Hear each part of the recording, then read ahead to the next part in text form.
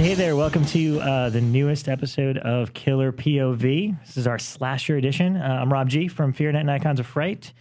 Joining me, as always, is my lovely co-host, Rebekah McKendry. Oh, I'm lovely. Oh, yeah. Thank you, dear. How are you doing today? I'm pretty good. Pretty That's good. Yeah. Unfortunately, Elric is not with us today. Yeah, he totally lamed out on us today. He did. He made us switch the night because he had an event at Jump Cut, and then he couldn't get a babysitter. So he will be played by returning guest, Brian Collins. Hello. Yes, I want you to do your best Elric Kane imitation. We need a Kiwi accent and tell us about pretentious French films. Go. We need you to be the pretentious one tonight. I can't. I cannot insult Elric like that. I'll just tell you all to go to the Jump Cut Cafe. How's that? All right, you do that. Rebekah will continue to insult him for the duration. Yeah, you guys can do that. Yeah. He's been texting me since before we started all his recommendations. But anyway, so Brian will be our co-host, and we have a special guest with us, screenwriter Jared Rivet. Hello. Yes, hello, welcome. Thank you. And Jared is also part of our trivia night team. That's right. Me and Brian. 50% of zombie redneck torture families I'm sitting here in with the a house. zombie redneck torture family.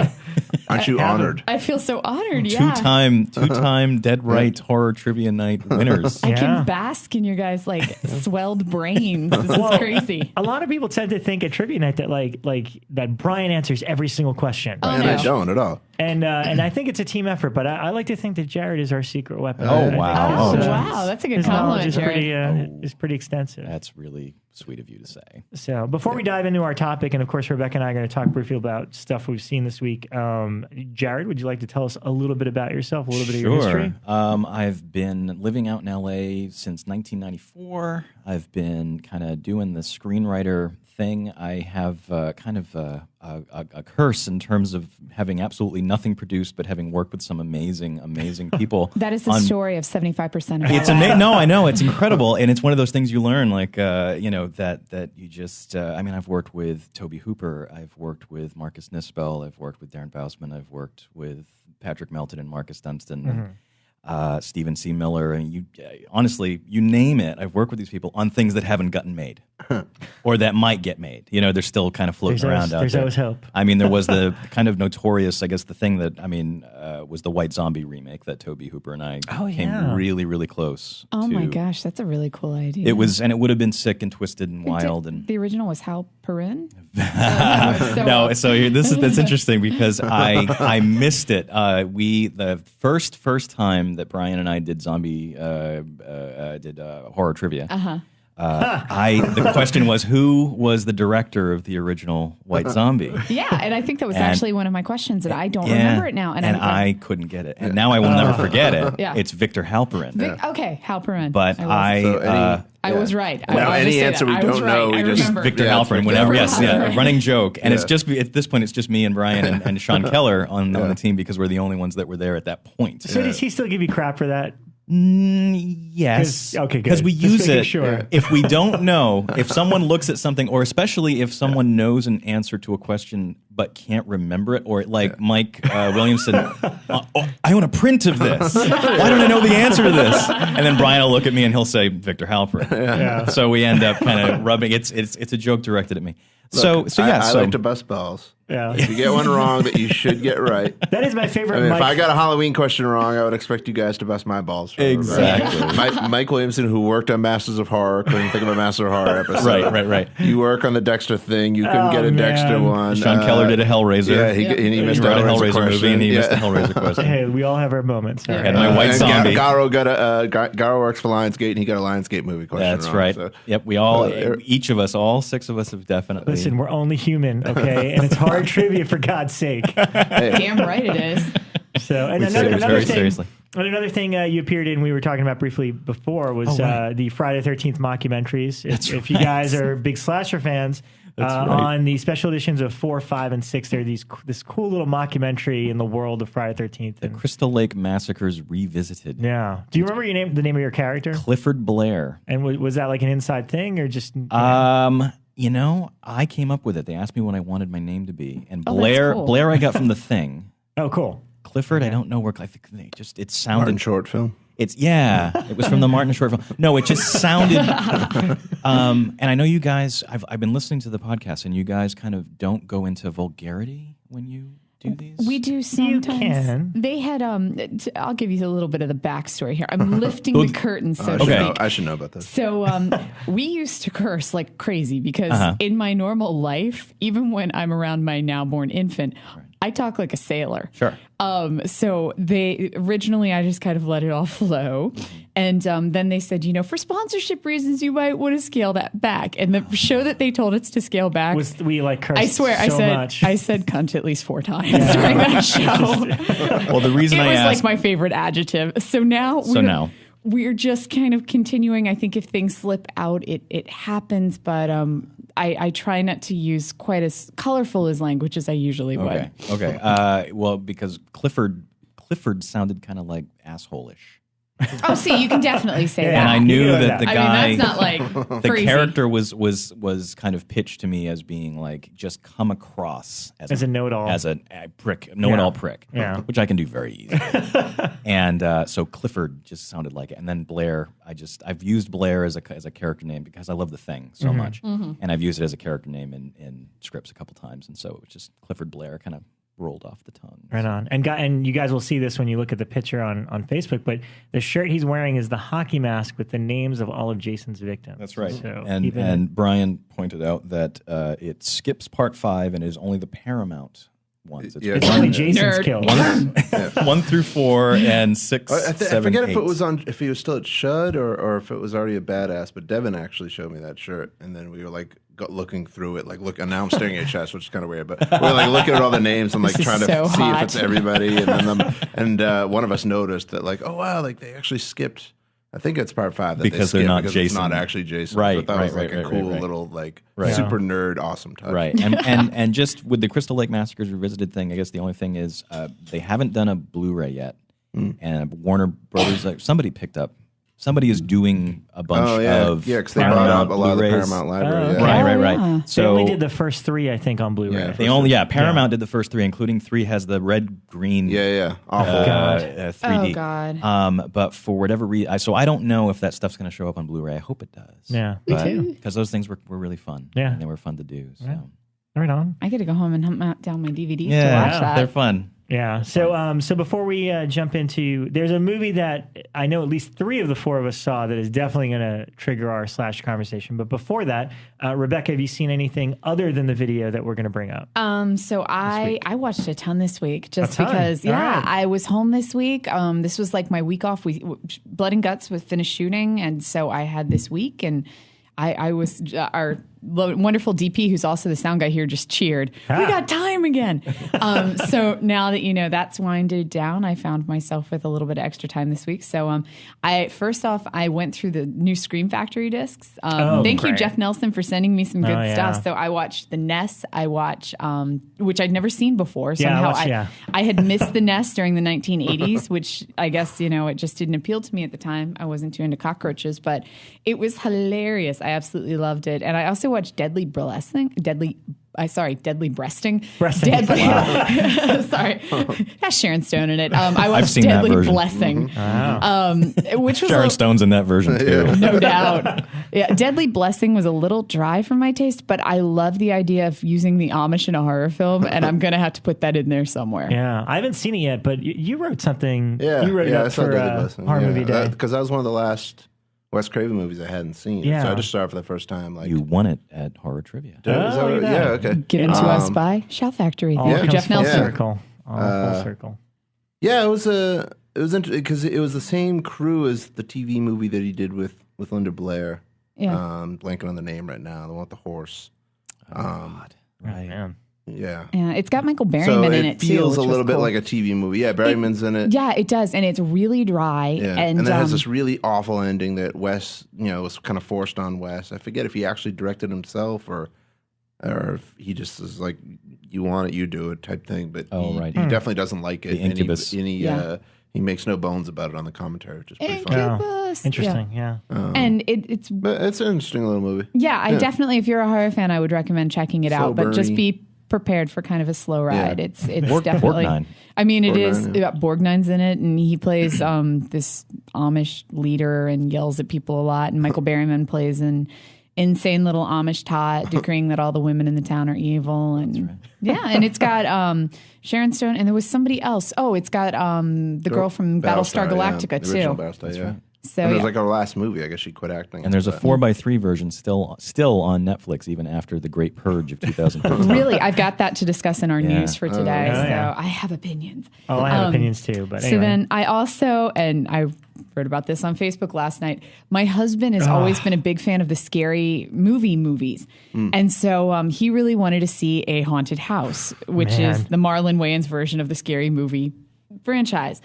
And so we got it off of Amazon last night, and I paid a whole $3 for it, and I made it 15 minutes into the scene where he's having sex with the stuffed dog. Yeah. And then it gets into which actually runs 15 minutes. Yeah, it does. And then it gets into her 10-minute fart scene, and that was it. I was like, Dave, I can't do this. I'm turning this off. It was horrible. Wow. And Brian, you saw it theatrically. I went. Oh God! To see so this both film. of you paid to see this movie. Oh my God! I use MoviePass, so I sort of pay, but not really. But yeah, I paid $3, so it wasn't. It didn't break the bank, but still, I was angry. And it was actually in the exact same house at the Burbank 16 that I saw Vampires Suck, which was the, oh my God, the parody of Twilight by the worst guys, the Freeberg and Seltzer guys.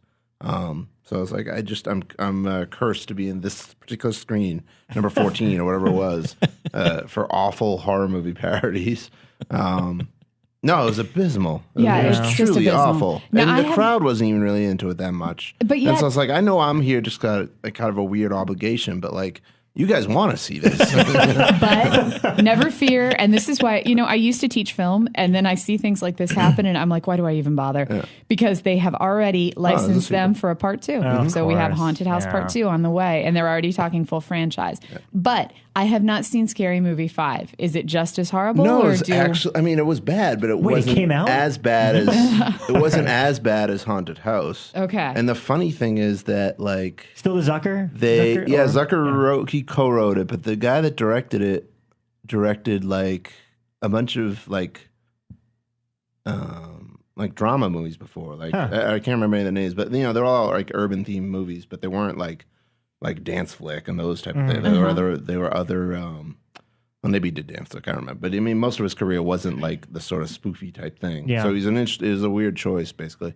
And what happened was, I think because Haunted House was like a hit, sadly enough. Oh my God. They actually went back and reshot. Cringe when you say that. They reshot part of Scary Movie 5 and kind of shifted its focus away from the found footage thing, and now it's mostly a spoof of Mama, which just came out like a week after Haunted House, I think. And even still, that didn't get enough attentions to do a big spoof on it. Yeah, and like it wasn't just like they saw the trailer and did a few jokes based on that.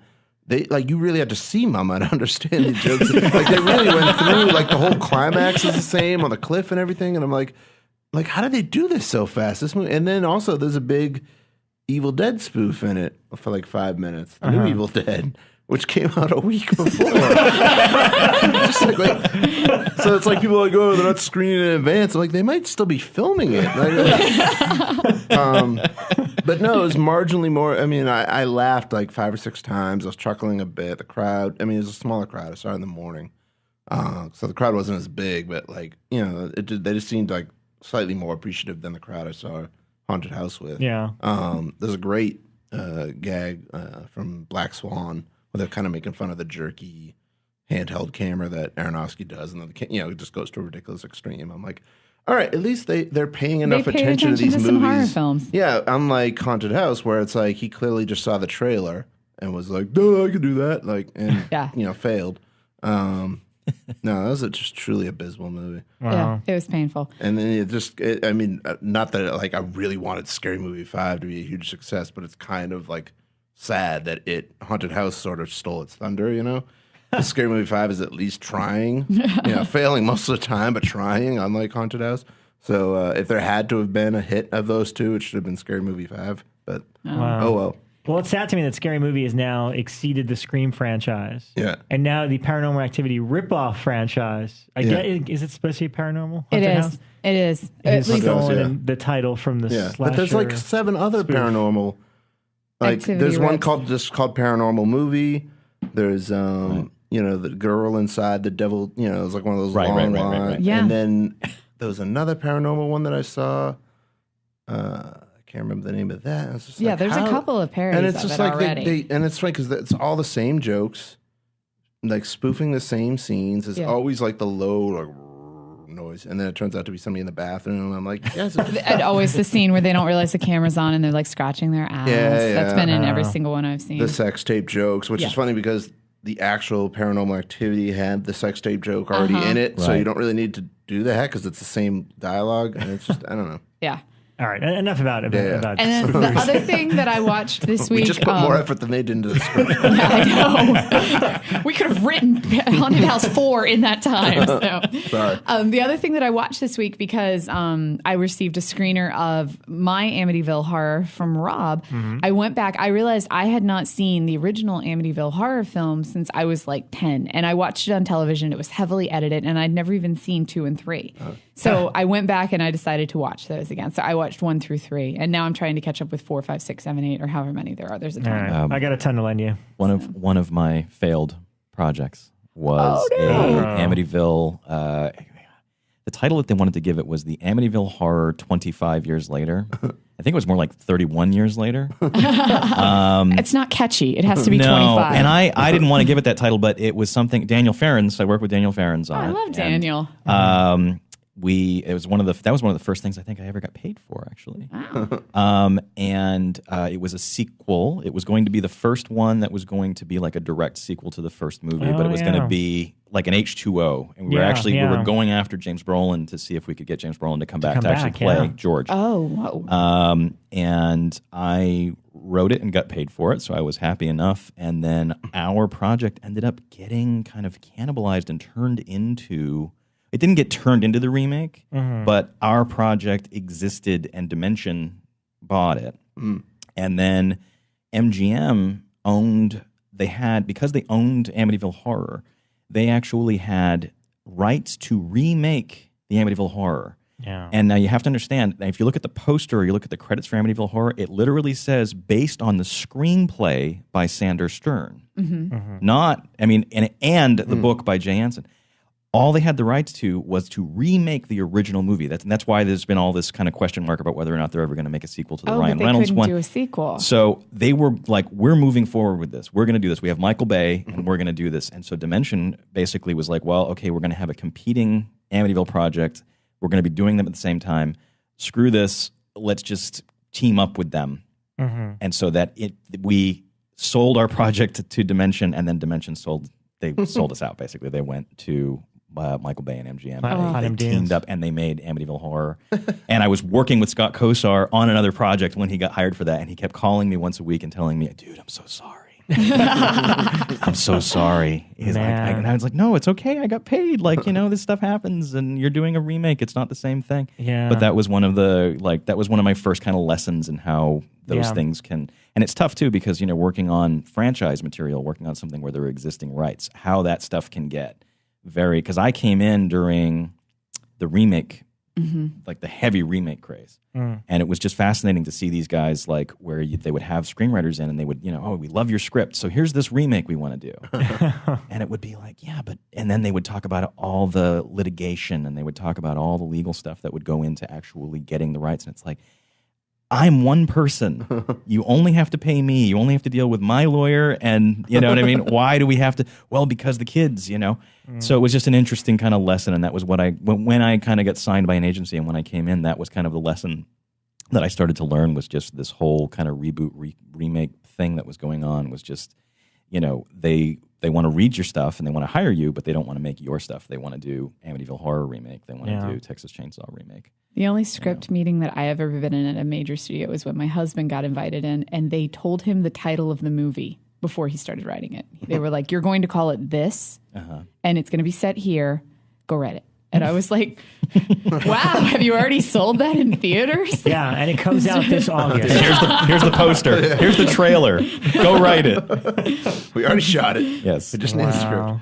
So and I think Scream Factory is doing Amityville 1, 2, and 3. Yes. Yeah, they're doing the first 3. Yep. Right. I am pushing them for the 3D. version. I think everybody is. Yeah. I think everybody so. thinks that's tough. I mean, I don't know how they would, because that'd have to be a post convert and it would be a really expensive proposition. But even The Fly, when I have just plain DVD, and The Fly in it, from where they had kind of made it so 3D, the effects on my DVD, it's just this purple fly. Yeah. It's very purple and glowing and almost kind of opaque at the same time. Bad blue screen. Yeah, it's a little weird looking. Yeah. So. Anyway. I remember watching I don't know if it was just the transfer I saw, but I saw a 2D version of Amityville 3, and it was one of, like, you could tell that it was supposed to be a 3D movie. Like, there's something really like off about the whole image. Like Jaws 3D has it too. Yeah, it was just like they very didn't slow actually. head It's coming like they didn't towards actually you. convert it to 2D. Yeah, no, like, everything has this on? slightly out of focus. Yeah, it's really strange. I don't know The why. depth of field is like really funky. And like, Metal Storm and it felt and squished a bit too. Friday 3. It's like when you go back and watch the DVDs or the VHSs, they're all blurry. Yeah, I saw an interesting thing a couple of years ago on Friday 13th 3, where like the first,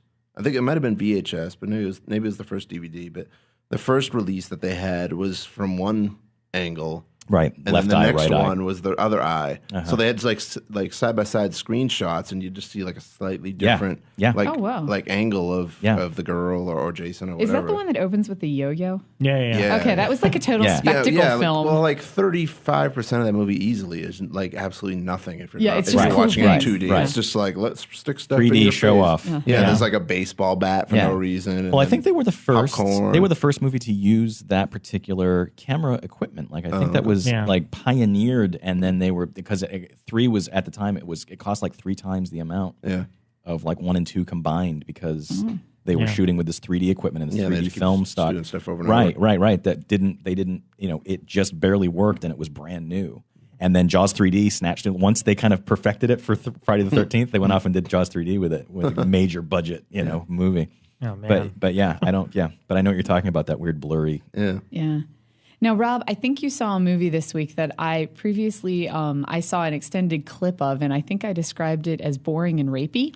Did you see the full movie? Bambi? No, is it boring and rapey? No, I did not. She's referring to Aftershock. And as if you didn't get my tone every time a certain person's name is mentioned that I'm not a big fan of. Yes. No, somebody at FEARnet normally covers our press junkets, and they were on jury duty.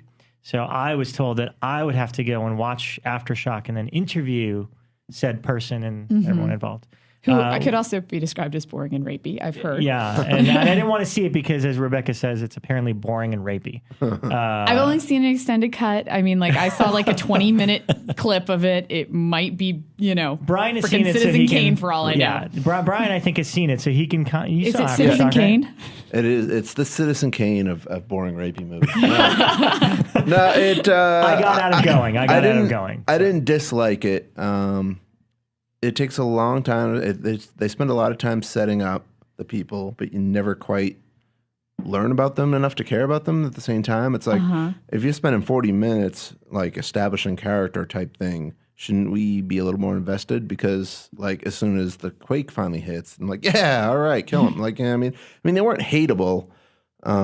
It's similar to Hostel. It's like these 3 guys, they're in a different country, they're kind of looking to get laid. They meet up with these 3 other girls. And that's the other thing that's a little weird, because they're very much trying to make a disaster movie. Like, it's not like Window Dressing. I mean, it's more disaster movie than horror movie, I would say.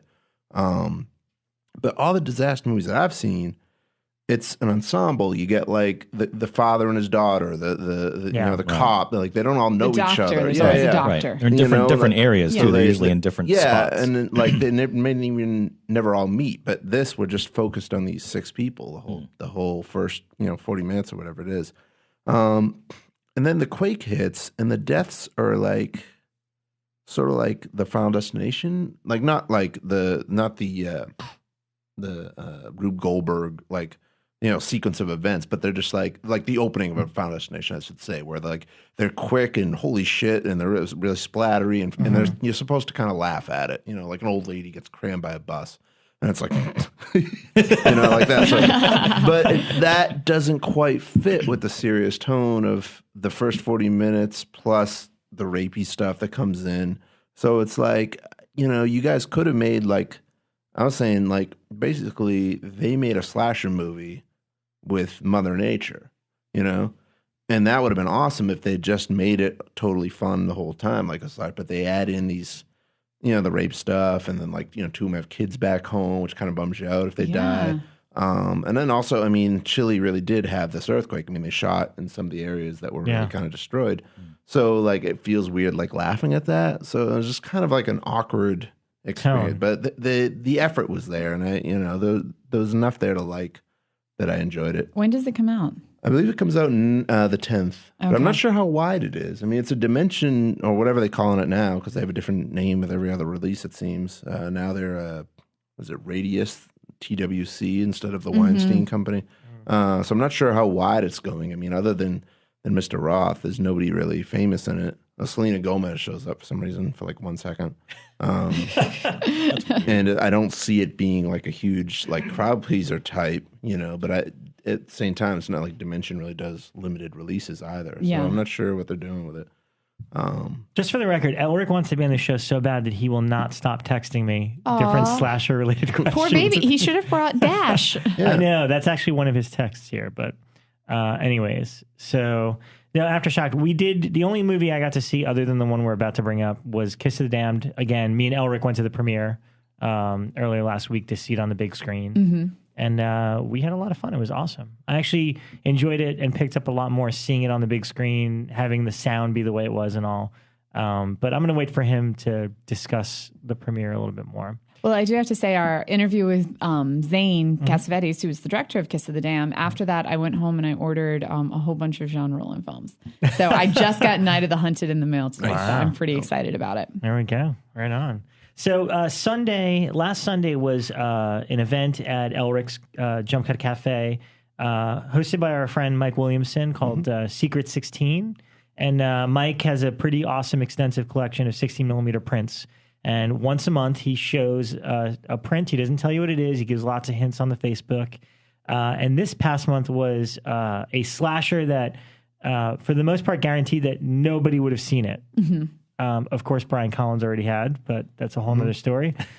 It turned out to be a little film from 1983 called Disconnected, which I never have heard of. I haven't either. I mean, I wasn't there. I missed it. But I can tell you the backstory if you want, because I was there with Mike. Tell us about how, and it's epic. So this was 2009, and, I'm doing horror movie a day, and people would always be like, oh, I found this movie, you should watch it. One day, Mike hit me up. He's like, we're going, tonight I'm going to this place. I think it's called the Echo Park Film Center. And if I get that wrong, I feel bad. But it's Echo Bridge? Not Echo Bridge. No, it's in Echo Park. I think it's just called the Echo Park Film Center. But it's like basically like a little library type place. Not totally unlike Jump Cut, where they just kind of set up chairs to screen stuff. And actually, while you're playing, can you pull up my review and then maybe I get the detail sure. right? So Mike messaged me. He's like, I'm going to this thing tonight if you want to come with. It's this obscure slasher movie called Disconnected. I'm like, I've never heard of it. What? No, doesn't exist. But I'm like, of course I have to see this. So, and he'd never seen it either. No, right? No. And I'm not sure how he found out, but I assume it's just because 16mm screenings just sort of appear on his radar. So we go down there, and they had it with, I want to say it was like Cinderella, but it was like this weird 1950s Russian something, like half-hour version of Cinderella. It was really bizarre. It had nothing to do with Disconnected, but at the same time, it like was a perfect thing to pair up. Because what else do you pair with Disconnected? So by the time it actually starts, it's kind of late, and it's one of those movies you were watching, and you're like, something is off. Like, you don't know quite what it is yet, but you just know that, like, from the first frame, you're like, wait, no.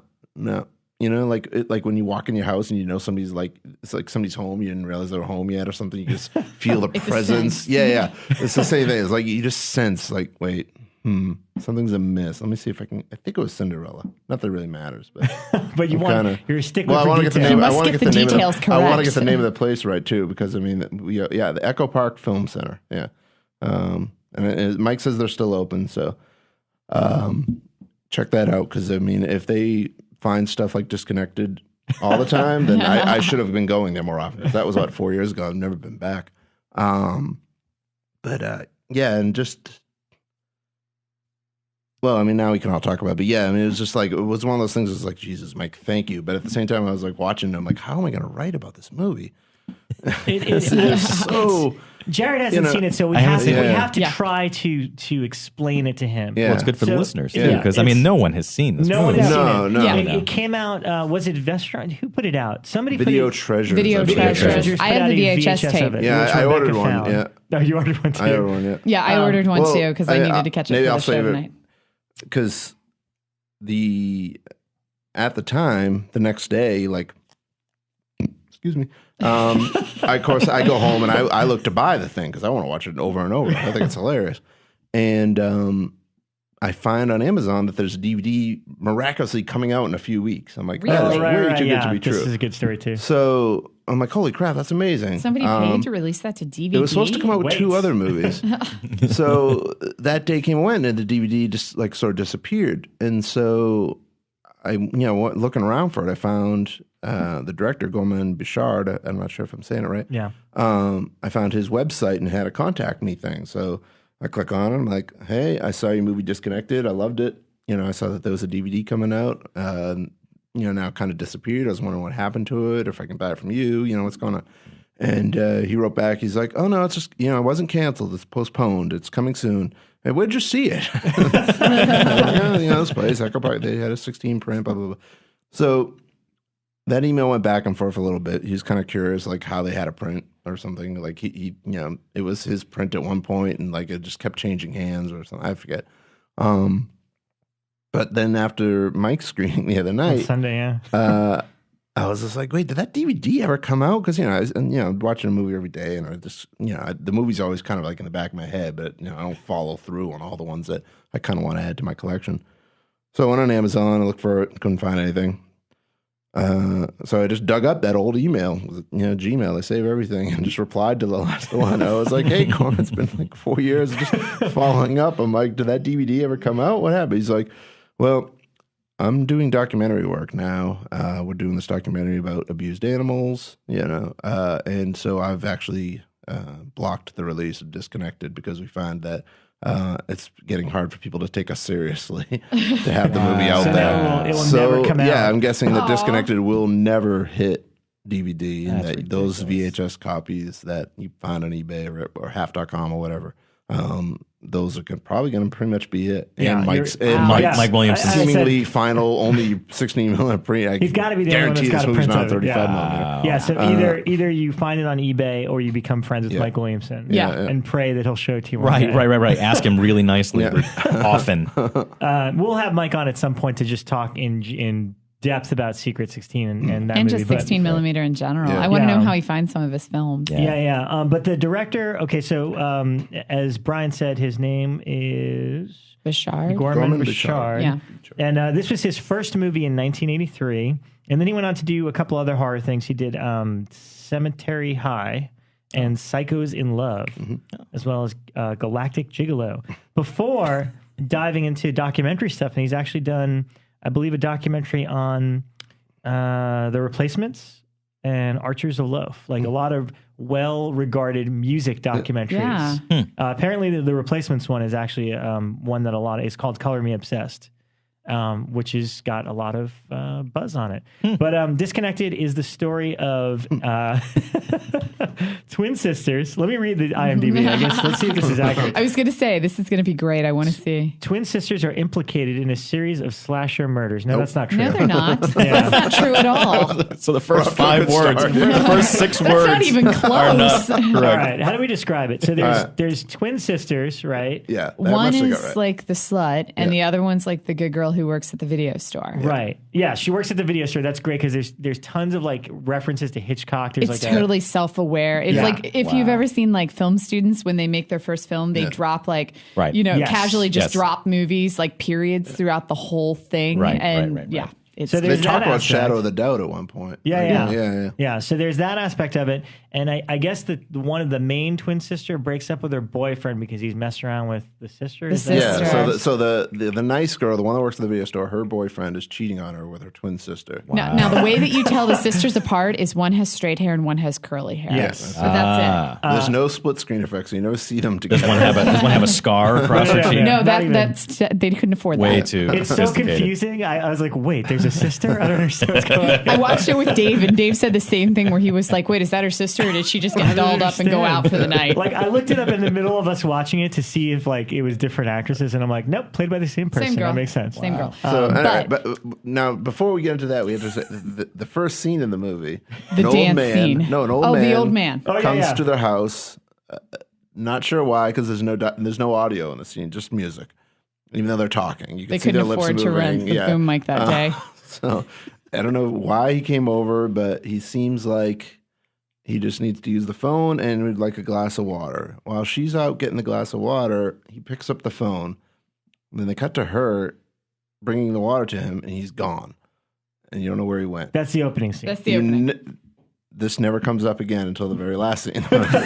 By which point, I mean, your brain gets so fried by everything else, you probably forget that the old guy was even in it. It's Just so remember that for shocking. later. Wait, he was in the house still?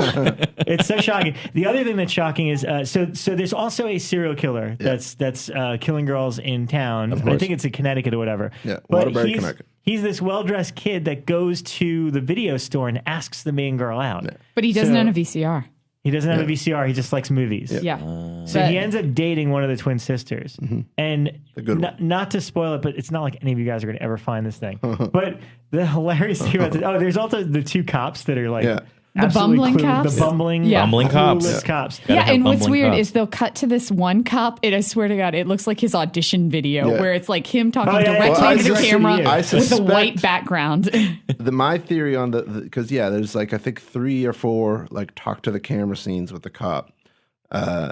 Whoever's interviewing him, we don't know because he's the cop. Why shouldn't he be the one interviewing? But anyway, I think what happened was the movie came up a little short, and and maybe some scenes weren't filmed. Yeah. And so they quickly did that because it's just like a white background. sit in front of this like one poster reel board. of Tell film. us what's going on. To sort of like fill in gaps of the narrative. Because, I mean, the most fascinating thing about Disconnected to me, it's a 2-reel film. The first reel is just under an hour. The second one's about a half hour. Yeah. The first reel is the entire movie. Yeah, It ends. Yep. There's Like the the serial killer killer's thing dead. is wrapped. The cop explains like like 15 we don't minutes. see the killer get killed. Like you see the cops going into the house where he is, and then they don't show it. Just It's like, just they the come out and camera they're kinda like, pans "Oh, we up to the shot him." sky. And you're like, "You couldn't show so that?" the cop just comes back and just like sort of sums up, They didn't have and time then to he's film like, "I'm it. going on vacation. Bye." Yeah. We And shot him. And He's then the dead. reel Going on ends. So if vacation. somebody just found this one reel, they'd assume that was the whole movie. It just didn't have end credits. But then reel 2 starts. Yeah. And it's And literally there's like nothing left for the movie we to watched do. 24 minutes of her getting drunk, and then it cuts to still frames. Oh, yeah. Still It's like photographs of her every getting drunk. technique you could think of is To used in this pad the movie. runtime. Yeah. And there's a good 5 minutes of watching her smoke cigarettes, and this girl has obviously never smoked before in her life. So it's seriously like watching like a 10-year-old try to She smoke. like reset her It's so clock weird. at one point too. Like there's a little like, Yeah. but Now, for the record, we're not making fun of the movie. No. I No, love it. it's just it's wildly entertaining. Yeah. It's Now, just like my you can't favorite- believe what you're seeing. It's not. And what was It's great about the inept in a way screening- that you don't see very often. Yeah. Yeah. And what was great about the screening is when the first reel ended and everyone was ready to leave, and Mike's like, "Oh wait, there's more." Every plot line is basically resolved, He's but like, "I then know they you just come, think it's except done." for the old man and the phone But you calls, forget which you about just him by that assume point. that the phone calls were the killer. But no, so the last half hour is basically more and more phone calls, and she just keeps. And the phone call is like this loud, like. It's like a guitar. Yeah. It's definitely Distorted my favorite noise. part of the film, I have to say, was the music. Because for me, the entire first reel of the film was very much, hey guys, I know this band that will give us their music for free. Let's make a movie. Yeah. Because so much of it is, let's go to a club and listen to this band. I'm going to listen to my favorite record. And then she sits there and smokes a cigarette badly and listens to a record. Or, hey, everybody, this is the DJ. It's the #1 song in the country. And then they sit there and listen to a song on the radio. So there's pretty much like 10 full songs throughout the whole movie. There's a great. And they're terrible. But There's epic. The first big kill scene is set to a song from the band XTC. There's like a real band. Yeah. They did that Peter Pumpkinhead song, I remember. Yeah, and Dear God. Yeah, Dear God, yep. The song called Complicated Game, and it's a really great little set piece. Because it's a really creepy song, and it's just set to this guy like stabbing the shit out of this girl. And then it's just like, wow, that's a real band. Like, how they afford them? And then also the band that they go see a couple times in the movie. Oh, right. The singer is John Bryan. Right. Works with Paul Thomas Anderson and stuff. Right. So, so it's not, I mean, it's not surprising that he's doing documentaries, but it's not too surprising that the focus is music. He clearly has like a music connection. Right. What's weird, I watched it I wasn't at the screening because we went and I decided I was going to try to sneak my 2-month-old infant in. And we get like 10 minutes in and she starts chattering. And I was like, this is so horrible. I'm leaving. She'd sleep through stuff like this totally. But she was chattering. So I was like, okay, fine. She's not a fan, apparently. When we got home and watched it, she was fine. But I got, I ordered this really old VHS copy and it had this horrible buzz throughout it. Like the whole audio track had this buzz. And it gets to the Complicated Game song. And I kept thinking, are they saying cupcake game? It's a cupcake game.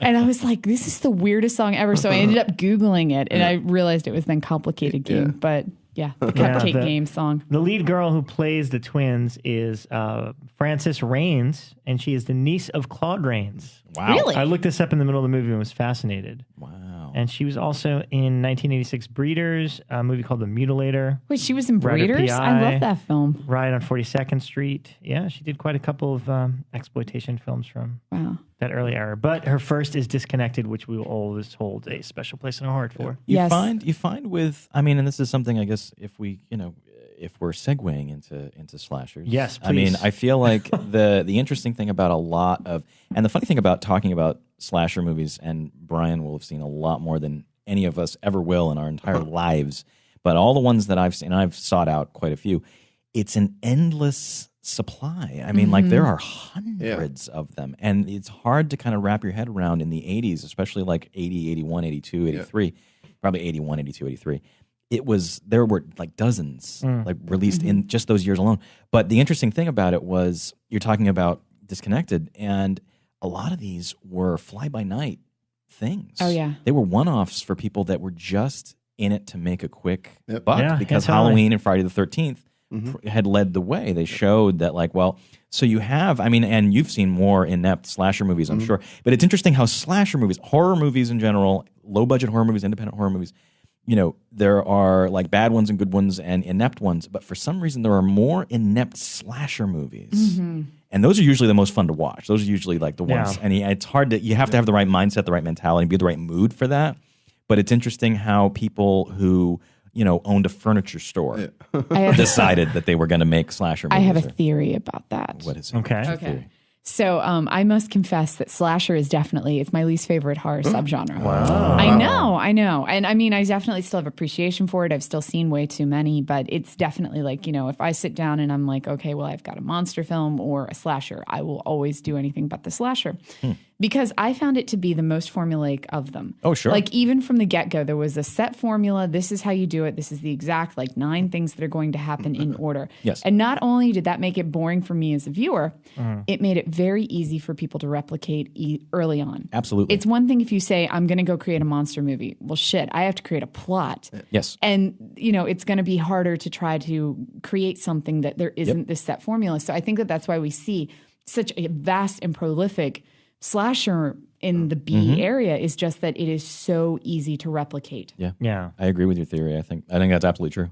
And it's weird because I feel like as fans, at least, it's because, we grew up in that era where so many of them were coming out. Oh, so gosh, yeah. I mean, I'd rent every one that looked cool. Yeah. Mine was the box cover. If it had a good box cover, Yeah. Box cover was a big deal. But for me, it's like we're looking for, because there's so many and so many are inept and not good, even the ones that aren't all that good, we're looking for that one element, something that stands out or that we remember. Right. Perfect example. I'm wearing a goddamn Slaughter High t-shirt. I noticed that. Slaughter High is not a good movie. Nope, not by a bit. any stretch of the imagination. But it has the jester. But I see this gesture image, Right. and it's like that. Right. Plus, like, I mean, I can't remember if there's even a really good solid kill, but I remember the opening was really disturbing because it was like this weird prank that involved nudity and people that were way too old to be high schoolers. Yeah. And They were all like that. They're already too old, and then the movie's like 10 years later. Yeah, Right, Well, right, that's right, the right, thing. They were supposed to.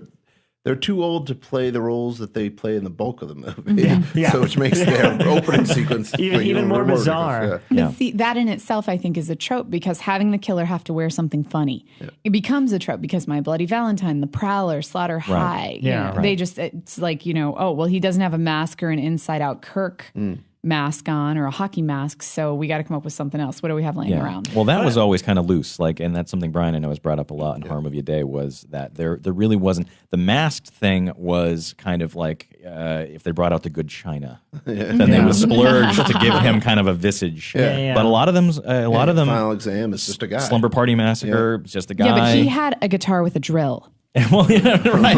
That trumps mask. Oh, absolutely. But Man. or Sleepaway Camp or any of these where there is no. Yeah, and sometimes they just show. I mean, like Slumber Party and Final Exam, there's no mystery to it, Right. So you just see the guy walking around. Right. But then others like there's a mystery, but they don't have a costume, so therefore, you like Friday the 13th, the first Friday the 13th, you don't actually see a killer. You see a hand, Right. or a POV, foot, the because killer Mrs. Voorhees POV. didn't have Yeah. a. See what he did there? Oh, thank Because you. Mrs. Voorhees did not wear a mask. Yeah. Right. So, Well, and it's funny because like I brought Men, Women, and Chainsaws, the Carol Clover academic book. It's about gender and film theory, and she gets into the whole thing about the male gaze and about how the POV shots are this kind of lurid thing where the audience, Which was taken from Laurel Mulvey. but it's an indictment. It's basically, I mean, she has a lot of really great theories about this stuff. I mean, but her fact checking leaves a lot to be desired. But my point is that the POV stuff was both, everyone has read into it and looked into, what is the meaning behind it, and Ebert, Siskel and Ebert tore it apart back then. Oh, well, they put us in the position of the killer, and so that makes us guilty of enjoying this. They did that to either A, cover up who the killer was because they were doing a mystery one, or B, to save money. Yeah. It's economics. I will say that in standard slasher films, the girls' kill scenes are always like 5 times longer than the boys. We're going to chase the girl for a good 20 minutes. I don't know that it's always true, though. I don't think it's always true, but I definitely think in some of the original classic ones where the formula was being established, the girl is going to run upstairs when she should be going out the front door. She's not going to try to fight back. There's going to be a lot of screaming. Says and Nev it's gonna Campbell. Sidney Prescott. the guys tend to get killed Exactly. like after they have sex. They're just like they're having their smoke, or they're just like, you know, and then it's like an instant kill, you know? But the girl's always the one that's just like she gets up and she's like, they're done, so she's gonna go do whatever she's got to do, and therefore now she's up on her feet, and then there's the chase element built in. Well, Halloween, which has the what is it, maybe 8-second? Sex scene? I've often wondered about this. Guys in horror films, they don't last long. Yeah. No. Well, I've wondered about this. I've wondered about this with Carpenter because in Halloween there is a full blown actual sex scene that starts, carries out, and then ends in the span of, I want to say it's like between 8 and 10 seconds. Yeah. True. And then in The Fog, Tom Atkins beds Jamie Lee Curtis. He picks her up sometime after midnight and has nailed her and is done before 1 o'clock. And this is not me theorizing. I mean, that's the whole thing, is that in the first night of The Fog, everything happens between midnight and 1. That's the whole, because that's when the conspirators were 100 years ago. That was when they were plotting. Stealing the It was gold. between midnight. They had their meeting at midnight and it lasted until 1 o'clock. And so I don't know what it is with Carpenter and these fast sex. Yeah, really fast sex. We've just Plus, read a lot into of him. Halloween too. The boyfriend. Right. Oh, yeah, That's the the other one. Thank you. shower. Exactly. Yeah, the Michael shower walks scene. around the house and No, right. No, by the time Michael has gone from the front of the house to the back inside, her boyfriend is done. Yeah. Wow. They've gone upstairs, had sex, and he's done. Yeah, I'll call you later. Yeah, sure. But yeah, it's pretty amazing. So I don't know. I mean, I think a lot of that also, when it comes to slasher movies, was a lot more to do with boobs. Yeah. Mm-hmm. And it wasn't, again, all the stuff about exploiting women and Because the there was more of a taboo about showing male nudity. I definitely don't think Absolutely. it's exploiting women by any means. I think that it is just a means to get to the boobs. Boobs. Oh, well, let's have her top fall off while Yes. she's jogging, and then we'll have her bounce for 10 Absolutely. minutes, and then we'll kill her. But we got to That's keep her on really screen what it for a little was. bit. That's And really I what was it shocked, was. even Disconnected had some nudity in it. There was a scene No, at the that's end true. where it was kind of like she just randomly showed up naked. And the girl that he did during the XTC scene. Oh, yeah, the there's ecstasy nudity scene there. was also naked. It's yeah. rare that they don't. That movie is very much influenced by Halloween, too. Yeah. I was noticing, because, I mean, this is the third time I saw it, so I was not, I've given up trying to understand it. Rare. But the naked scene in it was kind of weird because, I mean, there was the one kill scene during the complicated game. Yeah. But then the last one, the one that's definitely the longest and shows the most, the phone rings and she just comes and answers it on the couch naked. And you're just like, oh, she hangs out on her couch naked. It's rare that they don't have nudity, and one of my favorite off the radar, it's not entirely off the radar, but is slasher movies is Hell Night with Linda Blair. Oh, yeah. Oh, yeah. No nudity. Yeah. And in fact, there are, I want to say 3 or 4 opportunities for nudity. In fact, there is a point where a girl flashes a character, and she does it with her back turned to the camera so that we can't see it. Oh. And I don't know if it was a Linda Blair thing. It's not her that flashes. Yeah. But nobody does. I mean, there are And it's about a college sorority and fraternity. Right. Wow. Obviously. Like, well, and Johnny from Karate Kid. Yeah. Ralph Macchio. Johnny, the bad Johnny guy. the bad guy. Zabka. He has his whole kind of middle of the movie plot line is that he's trying to nail this Australian chick. Yeah. And they basically roll around in bed in their underwear for the whole, like, she never takes off. Yeah. It's like made for TV slasher. It's really, and it's a pretty decent movie. That's another one though, and it's interesting. Hell Night has confusion in it, where there are, and it's a lot of slasher movies. House and Sorority Row also has this, where there is a major plot point that when the movie is done, you're not 100% sure how you got there. And like in Hell Night, it turns out there are 2 killers. Yeah. And they never clarify which one is which or why there are 2 killers. And in fact, they go through great lengths to explain that there's only one. But there are 2.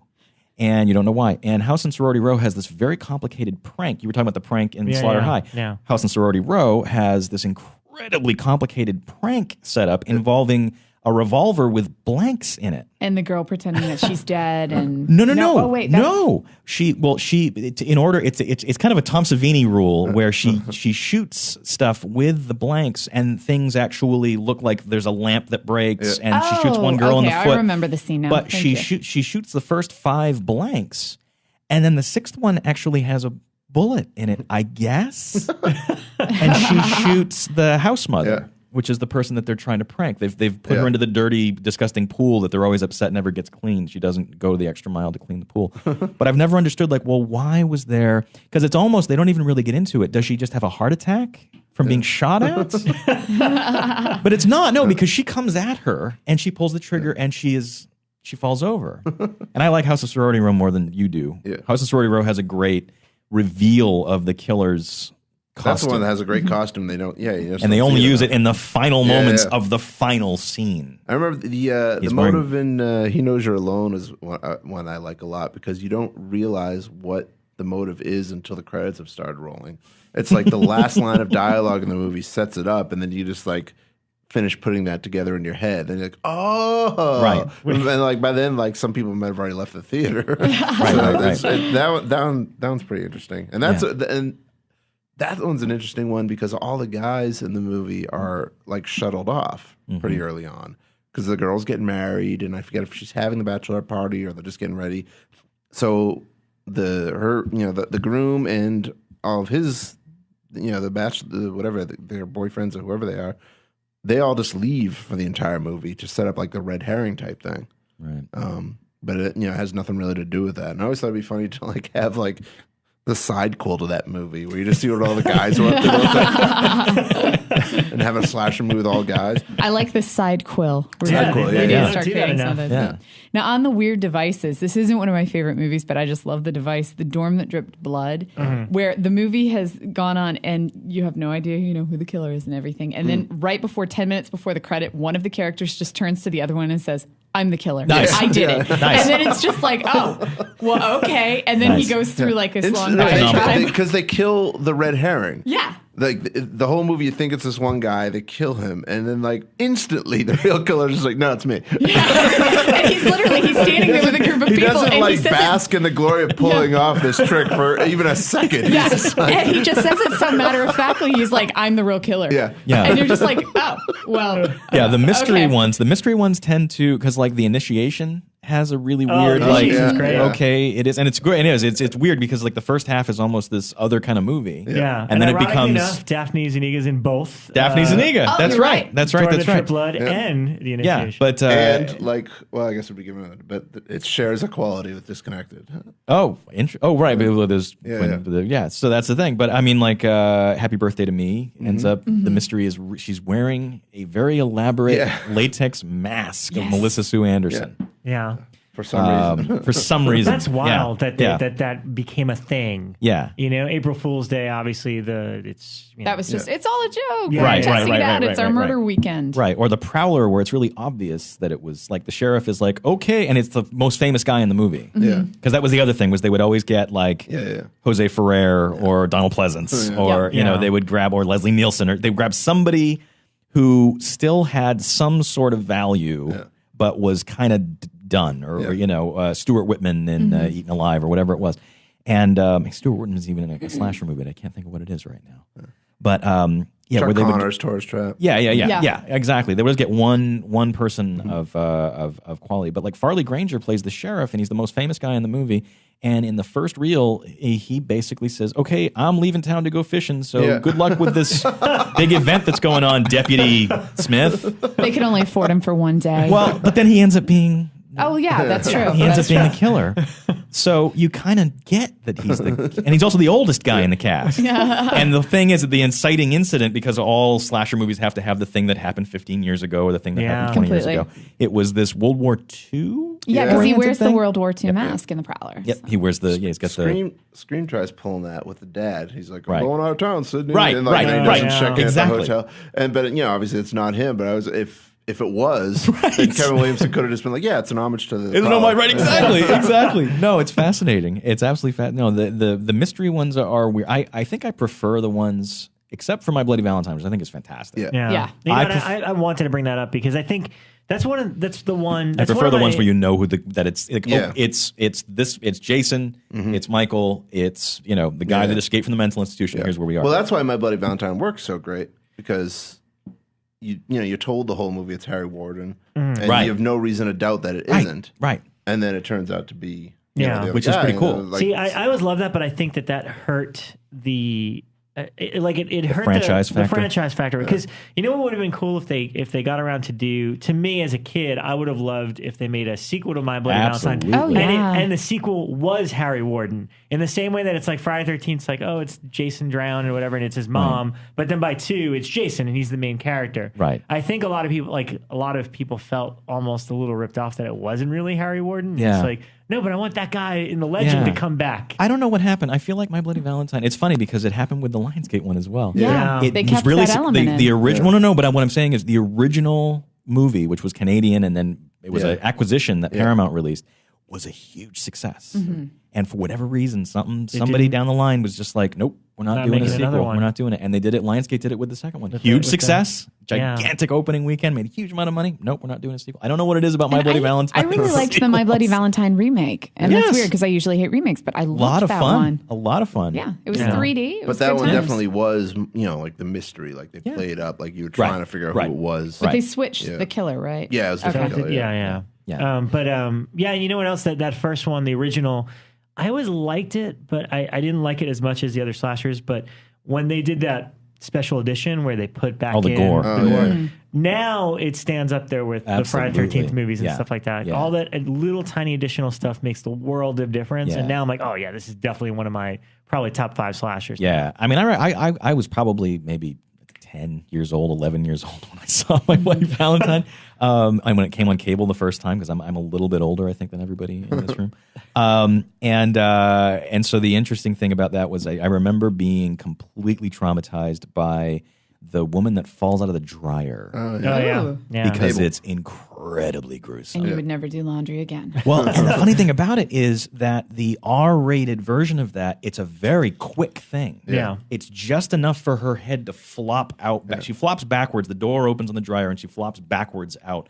And it's just enough for her head and her face to be exposed from the backflip. Yeah. And then it cuts. Yeah. But that glimpse is just like, oh my God. Yeah. And then your head fills in all the gaps. Yeah. You know what I mean? So in a way, like the R rating, it's kind of like the RoboCop Verhoeven thing where it's like, R, especially on hers on the uncut one, because they show like the body. Right. It spins around. It goes way, it goes way too far. It's really, it's funny. Or Scream, because Scream, they had problems with the ratings. And it's interesting because I always thought that the opening of Scream, the Drew Barrymore, the zoom up when she's hanging and her guts are hanging out.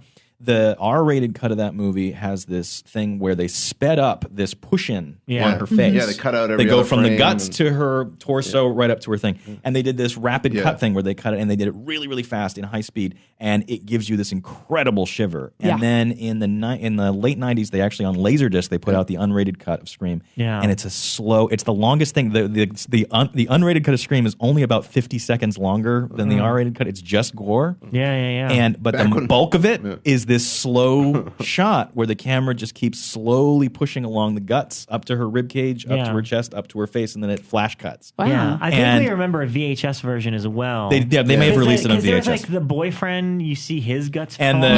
That's really confusing. And the TV cameraman, he gets his throat slapped and he stands there gurgling with when you could never tell what was going on. It was funny because I did a screening at the New Beverly of the first screening a couple weeks ago.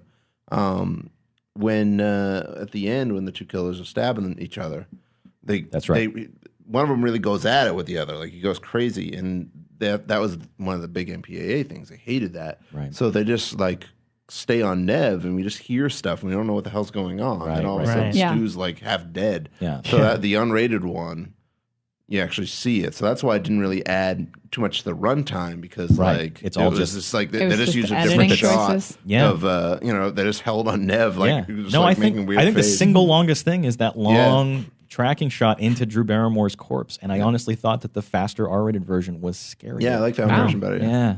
Why don't we go over some of our favorite slasher flicks before we dive into news and stuff?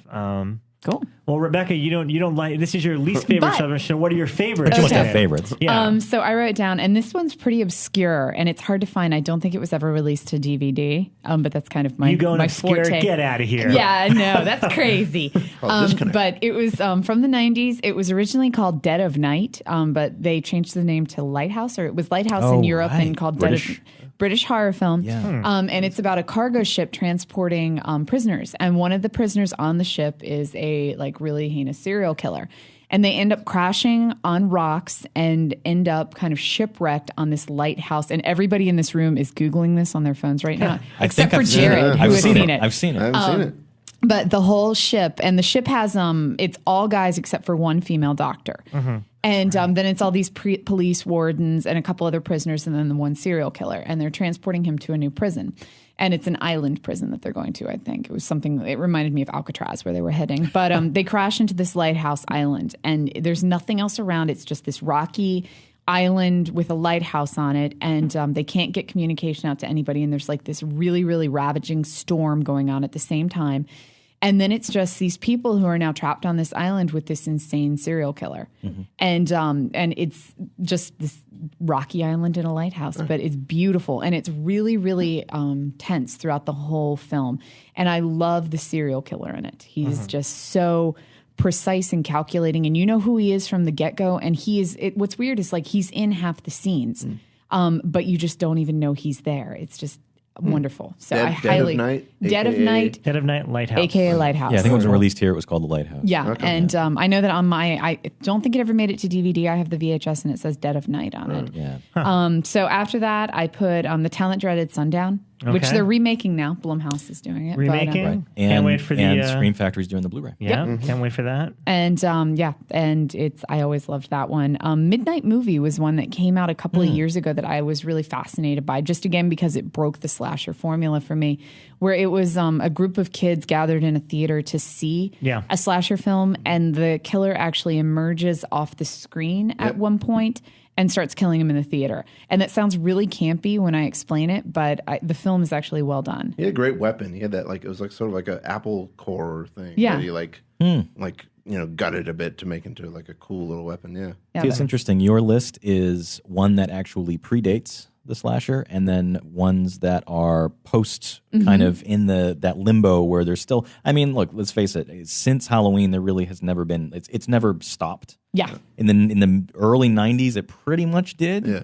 But then you have like Halloween 6, and and then Scream. Scream took it back off because right after Scream we have Cherry Falls and that's one Urban Legend, Urban Legend, and I Know What You Did Last Summer. And then there's all the straight to you just brought up obscurities. I mean, there are lots of those. There are slasher movies, and then slasher movies mutated into other things. And I'm also a big fan of Student Bodies, just because again it picks at the formula that I find to be so trite. Which ironically is the first spoof movie, really. Right? Yeah, I think so. And a couple of years ago, I actually decided I was going to write an article for Fango on Student Bodies, and I went and tried to hunt down a lot of the cast, and I was never able to find the Twig, who is the guy who plays, or the Stick, they call him the Stick, the guy who plays the janitor Delbert.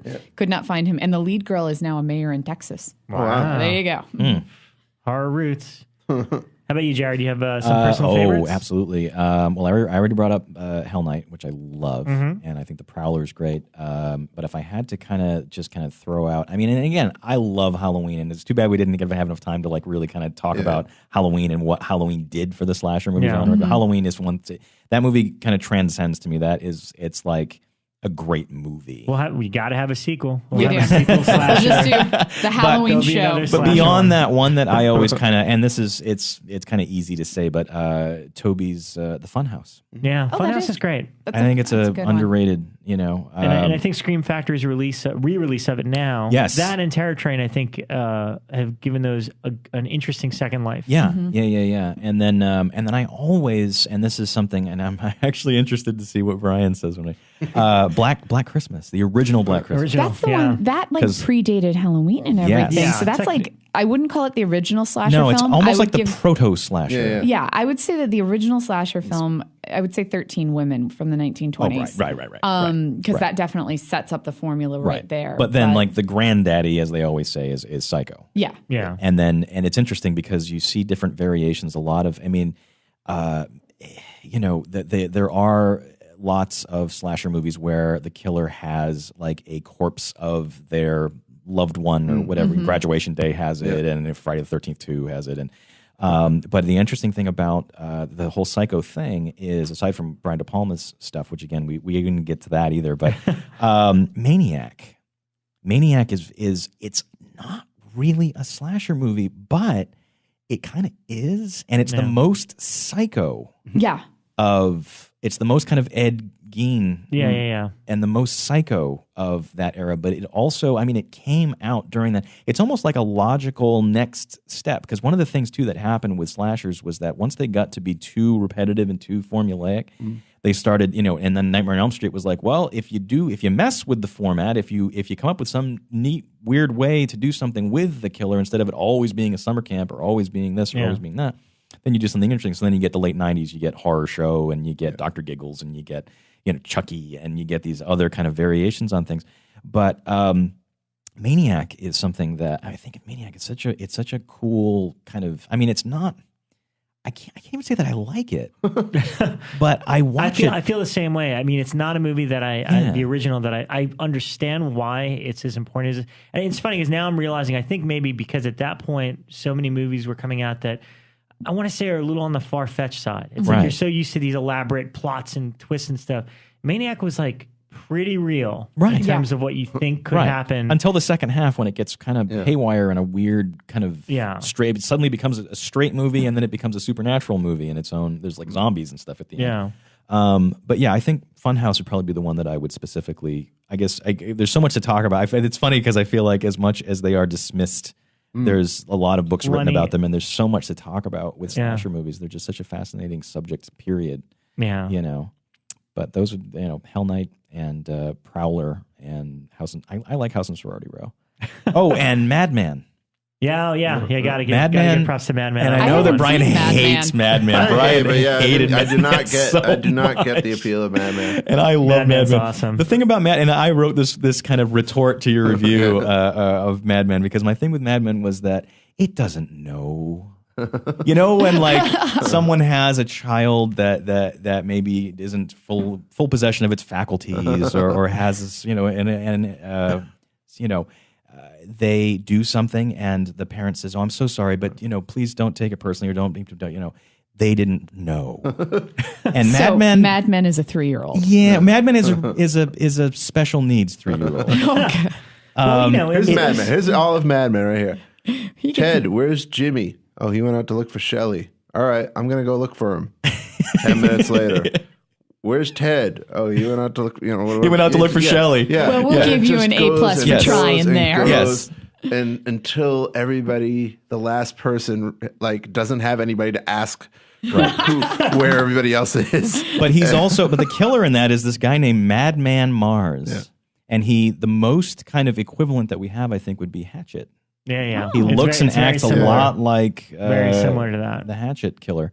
And Galen Ross is in it. From Dawn of the Dead. Well, she's different using an alias, but Galen Ross from Dawn of the Dead. Oh, okay. Is the final girl. Yeah, I have a huge affinity for the movie because I would love to give away what happens to her, but you haven't seen the movie. I have not seen. I just wrote it down on my list. Yeah. I love Mad Men. I mean, it was made in Long Island, where I'm from, by a bunch of Long Island guys. The guy that plays Madman Mars actually does the narration for The Psycho Legacy. So just because he has this great, I mean, he isn't talking the movie, obviously, he just grunts, but he's got a great voice. Does he?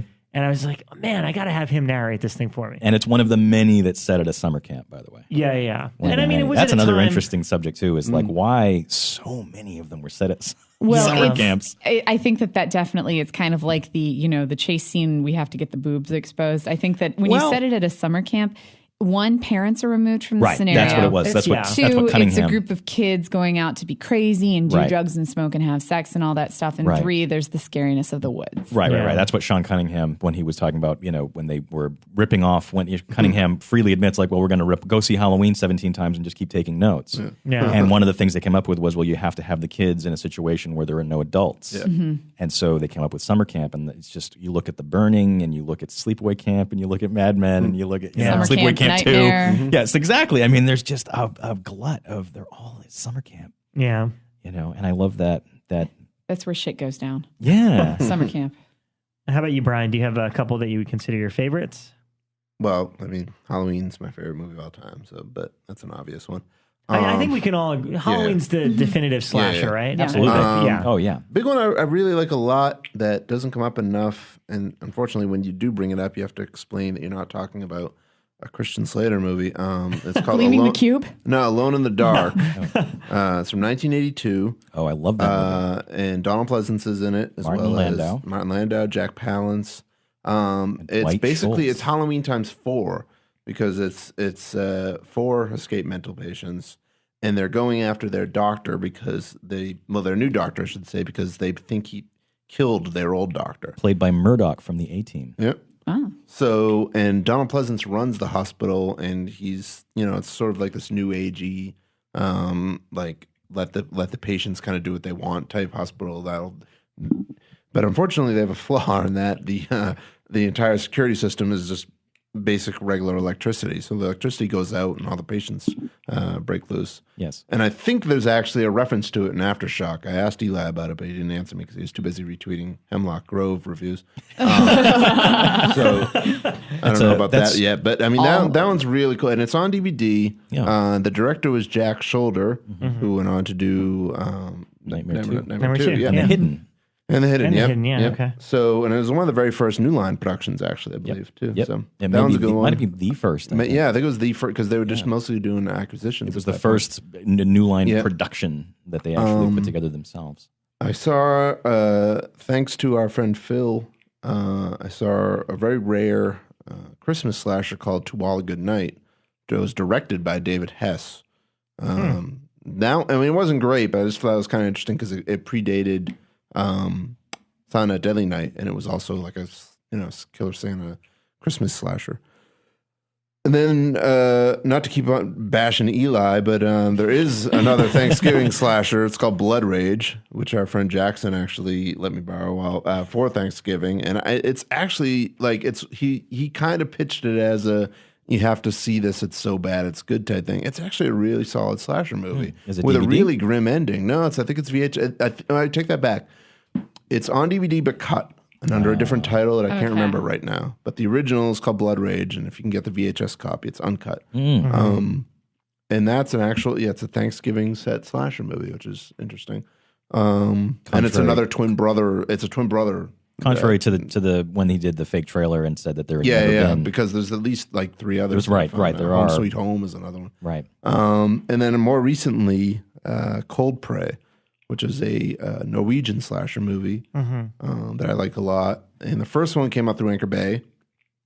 And then when they put it out in 2008, 2009, the sequel already existed. But for some reason, Anchor Bay never picked up the sequel. And Shout Factory just put it out recently, like last week or something. Under Scream Factory, and the sequel's just as good. And it's sort of like a Halloween 2 approach, picking up right where it left off and going to the hospital with the survivor. So that one I'd check out as well. Wow, those are my picks. It's a good list. For me, I'm going to go backwards with most recent to older. Gotta say, Behind the Mask, The Rise of Leslie Vernon. It's kind of for the people that love slasher movies. It's kind of like I think it's like a Christmas present. It's like everything that you love about slashers in one movie, explaining it. And then at the same time adding to it. So I always loved Behind the Mask. So I have to tell you guys a story about that movie really quick, just because somebody has to know. So The Counter. Okay, no, you guys, somebody in the horror world has to know the answer to this question. The Counter. It's a burger joint on Sunset, right at, I want to say maybe Fairfax Avenue. There's a few of them. Yeah, there's a few of them. This is the one that's like across from that breakfast place that serves the giant pancakes. Okay, yep. On the wall in there, like next door to the counter, there's like this big glass office building, and on the wall is probably a 12-foot Leslie Vernon mask. Yes. Whoa. It's Really? I worked on a project with the director of Behind the Mask. So is that 12-foot mask you're doing? Because I always stand there and I'm like, did they buy that? No, but it's their offices. That's where he works. Oh, okay. See, I was like, somebody knows in the horror community, because I love that burger joint, so I always walk past it and I'm like, why is that there? If it's the place that I'm pretty sure in my head that you're thinking of, it's also walking distance from the Halloween babysitting houses and the Nightmare on Elm Street house, which is around the block from the Halloween babysitting houses. I didn't know that. I got to go touring that neighborhood now. And all of the shots of the Halloween babysitting houses and the Nightmare on Elm Street house from Leslie Vernon were completely unauthorized pickups. Where they went out with the camera and they just shot the houses because their office was down the street, and they wanted to have the because there's all this stuff in the movie about how Michael is real and Freddy is real. Yeah. So when you come visit Hollywood, go to the Counter, Sunset in Fairfax, and then look out to your left, and there will be a giant 12-foot Leslie Vernon mask. Yeah, because I think they have this weird office where it's basically kind of a split level. It's really narrow. There's stairs and then there. so they have the first floor and the second floor, but it's a really narrow little space. So it's basically like one floor's worth of office space, but split up onto this split level. And so that's why they have that gigantic. Okay, I'm glad somebody knew the answer to that. It's the Griddle Cafe. That's the Griddle. place, That's the one with the giant pancakes. Yeah. Okay, so Behind the Mask, it's one of my faves. We mentioned it earlier, Cherry Falls. Oh, good one. Jay Moore. Yeah, that didn't really get a proper release here. I don't remember. I think it was made in 2000. Maybe Brian can help me. I just remember it coming out on DVD. Yeah, because it was. I think it was. They made it and then it. I the remember slasher fad kind of died out again. And the Columbine thing. Yeah, that's what I remember. It was because made there's in a whole plot line in there about the cherry party. Yes. Mm-hmm. Oh, yeah. Yes. And that whole just conflicted with all the stuff that was going on with the Columbine stuff. Yeah. It's called Cherry Falls. It's from 2000. movie. Brittany Murphy's the lead in it. Shot in Michael the town Biehn. where I got my PhD. Michael It was Biehn. shot in Richmond. Oh, cool. Virginia. Yeah. It's probably the best Brittany Murphy looks in a movie, by the way. Oh, yeah. Personally, Yeah. I think No, she's so pretty true. on that. And it's a really cool little murder mystery, kind of post Scream, and I like that they have a popular cherry party. Yes. Which I think is kind of funny because that's the killer's target is virgins. So I just remember that they had that filmmaking wise, they really kind of hold back on the cherry popping party. They do. It's surprisingly a tame cherry popping because party. by that point, like it's funny because if they had made it 10 years earlier, they would have shown a lot of action at the cherry popping party. But because we had reached this point with if you're under 18, even if it's funny because at that point things had gotten really conservative, and if it was the implication, not if you'd hired someone that was 22 years old playing 16, but if they were supposed to be 16 on screen, you couldn't show them performing a sex act. Yeah, pretty much all those like post Scream and They're Scream itself, they're all nudity free. There's no nudity that I can think of in like I know what you did last and it's weird because it was such a trope. We talked about it. I mean, it was such a trope. Might have a little. I can't remember specifically. But. Right. I mean, I Know What You Did Last Summer, and I Still Know What You Did Last Summer had the benefit of Jennifer Love Hewitt's cleavage. Yeah. That's so there's all cleavage. Rose McGowan and Scream too. Right. But they keep the nudity to a minimum. Cherry Falls, that whole subplot is worth it because for the scene where they're they're like the town meeting and they explain it, and that one dad just shouts like he's just like, my daughter's like in danger or something, or like, and the other dad's like, I wouldn't worry about it. Well, and then there's also, and I had noticed it, and then you wrote about it in your review, which is that there is this really creepy sexual tension between Michael Biehn and his daughter. And it's palpable. And in a movie where that is like a major, and because you're supposed to think that he's a red herring. Yeah, you're supposed to think that he might be the killer, and so the idea that there's this kind of sexual component to there, because is the mom dead? Like she's a single dad or something? No, she was in there. I think. Yeah, she was there. Okay, I just remember there being like this. Yeah, they're just really close. They're really close.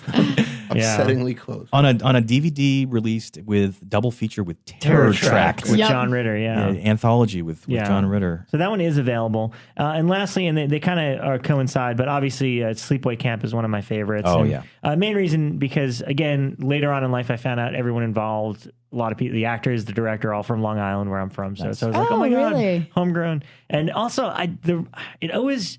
compared to all the other movies going on at that time, like, because I was the age of the kids, they're pretty vile. I mean, the profanity and vulgarity of the characters. It was like, it felt like a really dirty movie. Well, Angela's brother has a mouth on him that, like, I mean, it's unbelievable. Cousin, I think, technically, or whatever it was. I can't remember. Yeah, well. Was it brother? I don't remember. I think he's her brother, but they have both been adopted because the dad dies in the boating accident. Yeah. And they never even get into, there's all this stuff about where you think that the dad was gay. Yes, with the other guy that's on the beach with them. Yeah. So, but I think that's what the deal is. I think that they are in fact brother and sister. I don't remember any of this stuff. But he's I've got to rewatch vulgar. that. Oh my gosh. There's a scene in that where he's just screaming at the guys. He's calling them pricks and assholes. And motherfuckers. And he doesn't stop. He just keeps going. It's pretty epic. And there's one that I remember. I haven't seen it in at least 10, maybe 15 years. It's called Summer Camp Nightmare. I mentioned that before when we were talking about the summer camp. It's got I don't remember the movie, but I remember the VHS box cover. It had a guy with his shirt was open. He had a white t-shirt underneath. He was pointing a gun up in the air. Yeah. I remember this post. Yeah, I have a vague memory of the movie. Chuck Connors was in it. Okay, ironically enough, but it's like a Lord of the Flies thing at a summer camp where the kids take over. It's not really a slasher then. It's actually I remember really liking it. I don't think actually. I don't know if it classifies as a slasher, but since I mentioned Sleepaway Camp, that sprung to mind. So if anyone knows where I can get it, I gotta hunt that there you down. Go. Summer Camp Nightmare. I will have it for you by next week. So, thank you. So we should wrap up because we've been talking for quite a while, and I know that we barely scratched the surface. And we really have. We're going to need to do a whole franchise worth of sequels for slasher episodes. But Rebekah, news, what's going on? Some quick news, what we got going on. So the big news this week was that Netflix couldn't come to any type of agreement with Starz, which is Anchor Bay, Universal, and a couple other companies. And so they lost like 200 films and a whole bunch of TV shows, and people are up in arms over it. So they need to calm down. I heard it was closer to 1,000. That wouldn't surprise me because I was wondering, Anchor Bay disappears and you only lose 200 films. That's not. They like released that in a week, so that's bull. It's definitely not walled in. Yeah, it's definitely in the 1,000 to 2,000 range or something like that. But MGM titles too, I believe. Yeah. Like they still have Paramount. I think was like the big one that's still there. But all the other big ones. I saw a thing that was like we just added plenty of movies, including Mission Impossible 2. And I was like, oh wow. I'll make up for it. You saved me. You had me at Mission Impossible too. But so I wanted to see. A lot of people are now saying, "Well, this is the end of Netflix. No, this is the downfall." It's just a licensing issue. First of all, because I have like 300 movies in my queue, and only a tiny fraction of it was affected by the movies that got dropped because they added a shit ton of stuff. What's the one you posted? With the Shakma. Shakma. Holy crap! I need that. Which no one had seen, and I'm so excited. Yep. Hellgate I saw earlier today. I saw like a dozen titles that I was like, oh cool, I'm going to put that on my queue. Yeah. So there is. Wait, Hellgate was Anchor Bay. I have an Anchor Bay it's DVD on there. Hellgate. I think that was only for their instant views. Like, I don't think that. I don't know. Is it affecting rentals too? Like, if they send it home? Well, that was it's just for instant. The funny thing that Brian tweeted was like, "Hey, guess what, guys? The movies aren't disappearing. You could rent a DVD on it if you want. Like, Netflix has a service where they'll send you the DVD. Have you heard of it? I was also tweeting absurd nonsense that like the MGM lion came over to my house and took all my DVDs. And it's like, really? I mean, first of all, if you want to see these movies so bad, watch them. They've been there. Like, right. They've been there all that time. Yeah, I had the same moment earlier where this week when I got disconnected because I ordered my own copy, but it obviously wasn't here yet. Yeah. And so all these people on Facebook were like, "Where did you get it? Where did you get it?" And I was like, "Well, I drove to this amazing new invention that they've got called a video store. There's one in North Hollywood, and they had disconnected on video. So not that hard to find, guys. They actually had it. They did. They did. They actually had 2 copies epic. of it. Wow. There was a great. He said it so fast, you almost had to like turn on the subtitles to get it. But last week's Community, it wasn't that the store was going out of business, but that the store was having a idea of video stores going out of business sale or something like that. I was like, So yeah, Netflix. That's number one. Number 2. Oh, sorry. Continue. I just want to like interject a personal thing because last time I was on was like when I was wrapping up Horror Movie a Day. Yeah, right. And I went to I still have a Blockbuster, and it's at Riverside and Fulton if you're in the Valley. It's one of the few that are left around here actually. But it was the first time I had been in since I quit. Mm-hmm. And usually what I do is I go in and just rent the first horror movie that I hadn't seen yet. And there would be times where like there were none left. I had already gone through them all. I live near that. Do they have a good supply? I usually go to Eddie Brandt's. Yeah, like they'd get maybe one a week and be like, oh, well, all right, that's Tuesday, but by Friday I need another. What's going on? And I was kind of sad because I walked in and there were all these new horror movies that have come in the past like 6-7 weeks. And I'm like, aw. I'm like, looking at them. I'm like, I'm never going to watch this crap. Did your wife come in and just kind of like, honey, grab you by the arm and pull you over? I'm like, I'm renting a real movie. I rented 7 Psychopaths. Nice. So, Nice. But yeah, it was kind of like, That still had Psychopaths in the title, so you could I'm weaning myself up. Got a cute dog. But yeah, I mean, there are still blockbusters, and I think that the reliance on instant really kind of bums me out. I mean, I make fun of it as often as I can because, first of all, you're relying on a service that will never be complete. I mean, they're always going to have that sort of, licensing thing, but they're also just going to be titles that they never have ever. Yep. Yeah. Any new format, you're losing like a ton of titles. Like there are movies that never even came out on DVD, and then from that there were movies that never came out on Blu-ray. Right. And now if like everything's switching to this sort of streaming, Hulu, Netflix, Warner has their own system now, all that sort of stuff. Yeah. Then there's going to be even more movies that disappear, and like you're getting so much of what you watch based on these computerized recommendations. Yep. It's just like, oh, because you liked this, you'll like these things. And the whole formula that they used to create those is just weird to begin with. It's really wacky. And you're losing that whole thing of what we all grew up with, which is like going to a video store and browsing and looking for stuff. Because you're not going to go look I miss that. on Netflix for stuff you don't know exists. Right, you're going to type in the name of the movie you want to watch, and you're just going to eventually your movie like viewing experience is just going to get narrower and narrower. Yeah. I said this when we did the Scream Factory show, but I don't know how this sounds so old. I don't know how kids nowadays pick out movies. Yeah. Because when I was a kid, you would go to the video store and you'd spend an hour looking through everything and reading the back, and then you'd pick like 5 and take a stack home. Yeah. And now it's like I go to Redbox, and I have to watch the jackass in front of me take 30 minutes to pick out his movie, and then I go up and I'm like, well, I have 3 to pick from, and these are all terrible. Yeah. So I don't know how people pick movies. Oh yeah, Redbox in particular, it's just like you're limiting. What are they like 40 titles per thing? Per cubicle, whatever you call them. And it's just like, no, I like having the selection there, but I also like just kind of wandering around and finding something. You know what I mean? I mean, you can kind of do that on Netflix, but like if you're just sitting there just like scrolling forever, it's just not I don't know, just doesn't appeal to me as much. But there's so many rare stuff that is not going to come up on Netflix. It's not going to come up as like a recommendation. Well, and that's what bugs me too, is like I'll say like, oh, guys, like I watched this horror movie. It was awesome. Cold Press, wherever it was. And it was on Instant. Like, no, freaking rent the disc. Buy it. Well, and then like, I don't know. It's like, it's not Instant. Do you guys use the Amazon Instant? I use it all the time. Once or twice, It's impossible to navigate. Yeah, it is. And there's no queue. There isn't. And the way that the Amazon one works is there's all of these different categories. So you can click on new releases, new horror releases. Right. And then within that, there'll be things that like are 50 years old, and it's really confusing. Yeah, I just like looked at horror, and it was just like, first of all, they mixed in TV by episode because they've got all the True Bloods are first thing, and I'm like, I'm so confused. Yeah, I was just trying to find one particular movie, and it was just like True Blood episode 7, True Blood episode 8, and then Supernatural season 6 episode 2. That's how we ended up watching A Haunted House last night. Was it was like when we logged into Amazon because we have Prime account. It was like the first thing, like watch on Instant View. And I was like, okay. And then Netflix goes the opposite extreme, where they're like grouping things in like categories that no one would actually have a specific interest in. Where it's just like, do you like haunted 1970s haunted house movies featuring a cat? Like, I liked one. Is that House Sue? I think I've seen that one.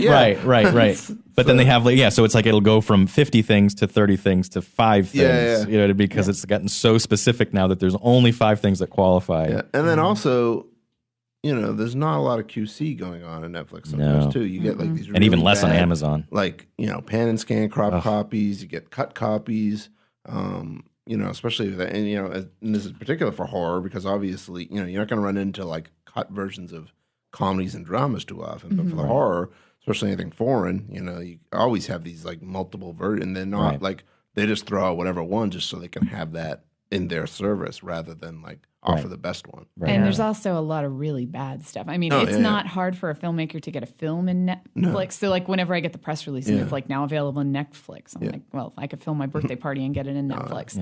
So yeah. But I definitely caught up on my slasher movie. Because like when I first got into Netflix maybe 2.5 years ago now. It was like the first time that I got in the Instant.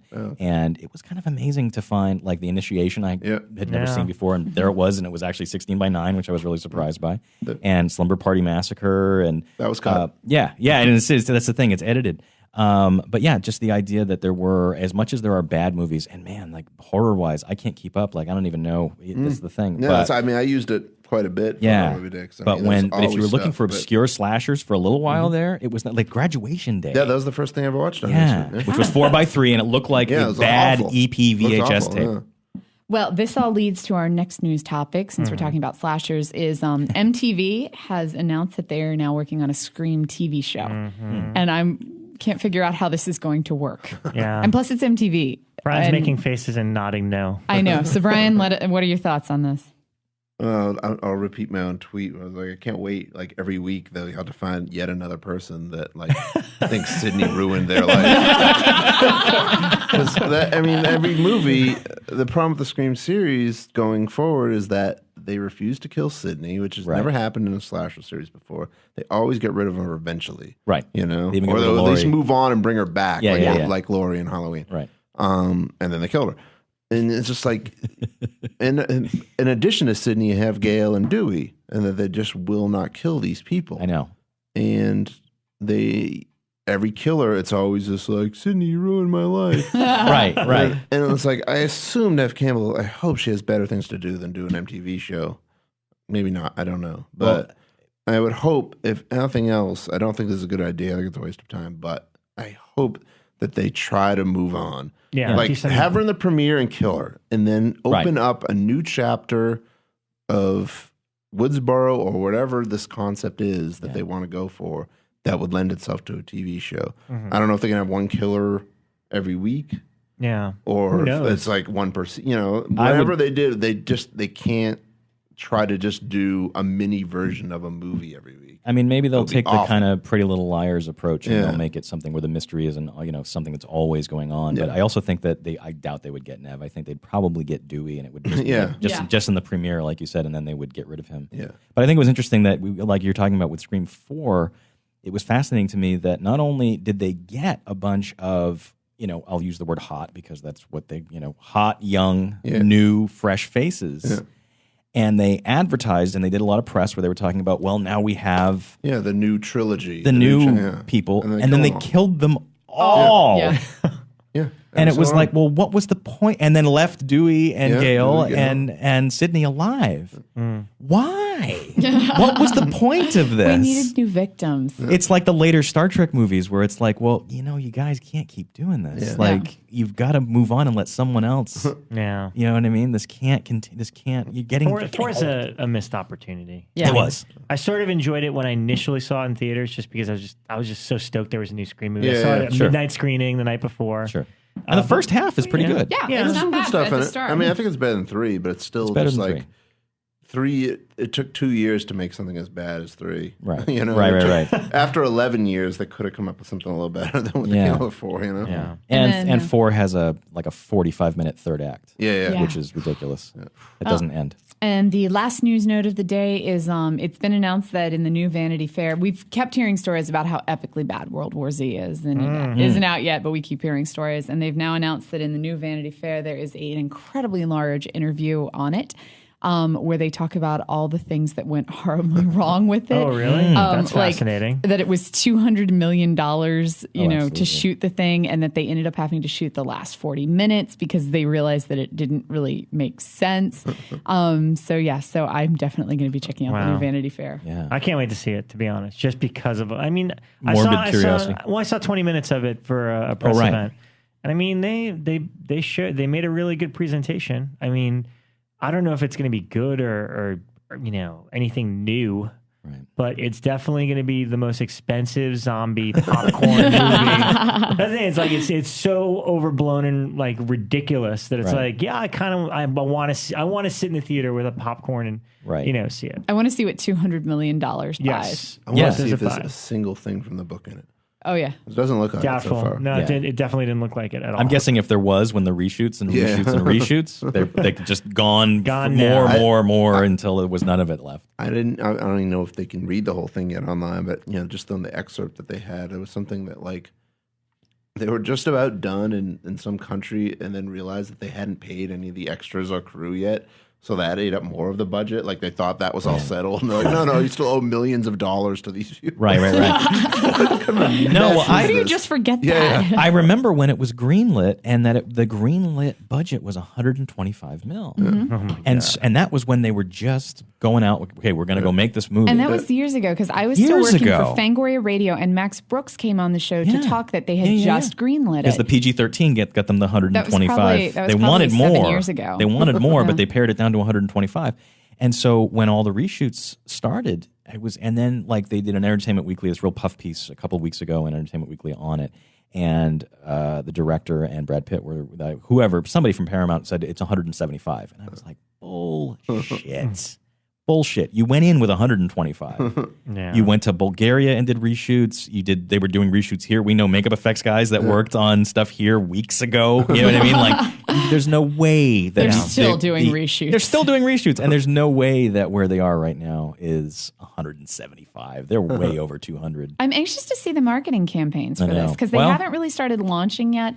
But seen some of we've all seen the trailers. But like usually if you're going to make a $200 million movie, you're going to poster the damn city for it. Yeah. And I haven't seen that. No. They also don't seem to want to say that there are zombies in it. Yeah. That seems to be one thing from the marketing campaign that everybody can agree on. Yeah, that it's Brad Pitt and that there's some scary thing going on, but maybe not. World War Z? Well, yeah. No, I mean the stuff I saw, they used the Z word. They definitely call them. They call them zombies.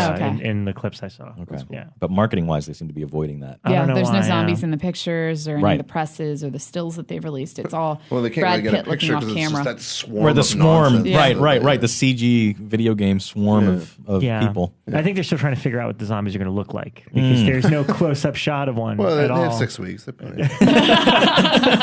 get it in post. Yeah. All right. Well, we're running a little over time, so let's wrap it up here. But Justin shaking his head. We apparently went way over. Way over. I'm so sorry, Justin. Forgive us. We love you.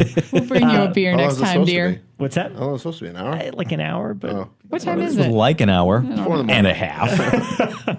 But thank you so much to Brian Collins for coming in and to Jared Rivet for coming in as well. Thank you. Thanks for having me. That was slashers. Again, we barely scratched the surface, so we'll have to tackle slashers again. Yes. But yeah, we got a ton of good guests. Where can we find everybody? Rebekah? Facebook. I have several accounts. Just look up Rebekah McKendry and several will come up. And then I'm on Twitter also under Rebekah McKendry. All right. Brian, where can we find you? I write for Badass Digest, and you can find me on Twitter at Brian W. Collins. Right on. Jared? I'm just Facebook, just Jared Rivet and Facebook. Find him. He's friends with all of us. So yes. That's right. Yeah, you'll find me side into them. And me you could find on Twitter under Icons Rob G. And that's it. Thanks so much. We'll be back next week with a fun surprise guest. Woohoo. Batman.